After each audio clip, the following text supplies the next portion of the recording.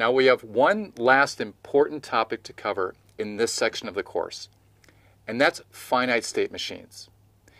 In digital systems, including computers, we need an orderly way to pass through a sequence of steps. Now let's take an example of designing a candy machine.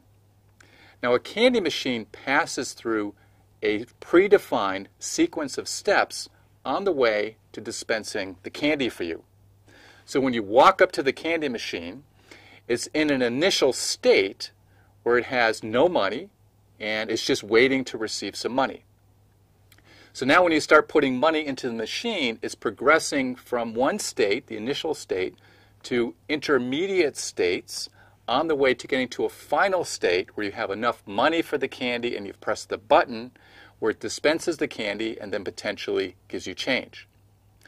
So we can design this candy machine as a finite state machine, which has a series of well-defined states, we've defined those in advance, as well as transitions from one state to another.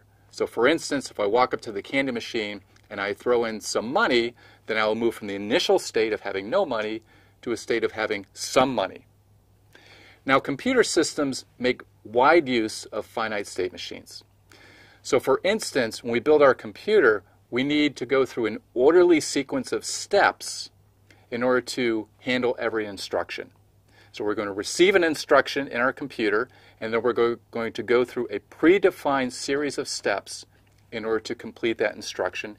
And then we'll move on to the next instruction in the program. So we're going to do this using a finite state machine. Now, how are we going to pass from one state to the other?